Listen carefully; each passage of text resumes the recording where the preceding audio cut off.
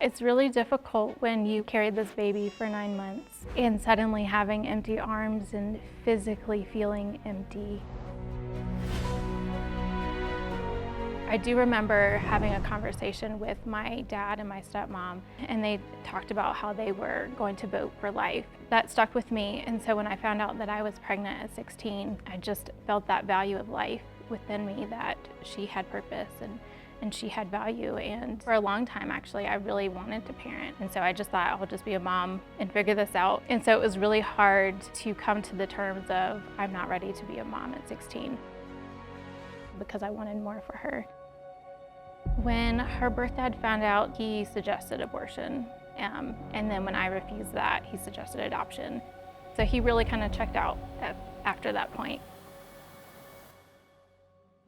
I found an adoption group online that helped me to meet other birth mothers and adoptive moms, and that helped me to see what open adoption was. And that's where I really shifted my mindset of, oh, I could do adoption because I could still be present and a part of her life, and I could still help her to know that she wasn't unwanted or unloved, but it was a decision made out of love.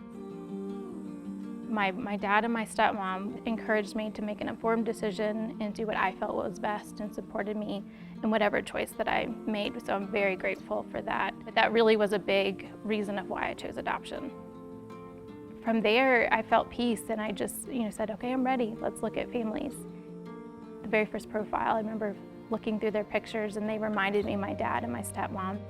And that profile was just one that made me feel really seen and really loved and valued and treasured too.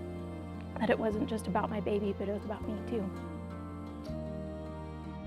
Meeting them just brought me more peace and more assurance that this is the family that is meant to raise my child. This has been as much as my journey as it is their journey.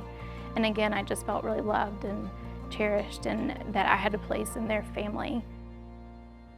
So that leads us up to the hospital. In the hospital, it was a lot of emotions. It's a lot of tears. It's a lot of grief and loss that is coming on my end. It also was really beautiful to have all my family together, and including her family. I've heard it described kind of like the wedding ceremony, because it's these families joining together. The moment she was born, I just, again, had that peace wash over me that she was meant to be their child and it was going to be okay. I really treasure those days, even though there were a lot of tears. It's really difficult when you carry this baby for 9 months and suddenly having empty arms and physically feeling empty. Therapy and my faith and my family were the biggest things that carried me through. All the things that have happened in her life and in my life since then would have not happened if God had not called me to adoption. I still feel adoption. I still feel the loss, and I miss her every day. It's okay to not be okay some days, and adoption does come out of brokenness. But I do think there is healing, and there's so much beauty that has come from our journey together. For the young mom who is finding out she's pregnant, just know that there are people out there who do want to support you and love you through this. There's so many resources out there that want to help you, and people who want to help you parent, or if you choose adoption, that this open adoption relationship really is possible, and it can be really beautiful.